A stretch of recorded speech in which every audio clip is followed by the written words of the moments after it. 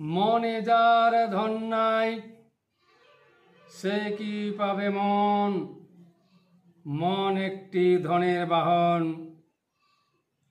তাই তো চাই মন।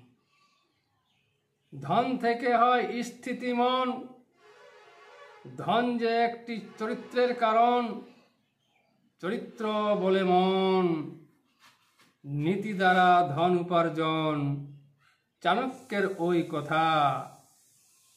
আজকে মানুষ ধন উপার্জনে নীতি দেয় বিসর্জন, অনৈতিক দরিদ্রতা কারণ, নীতি বিসর্জন। মন তাই চলতে থাকে কোথায় আছে ধন।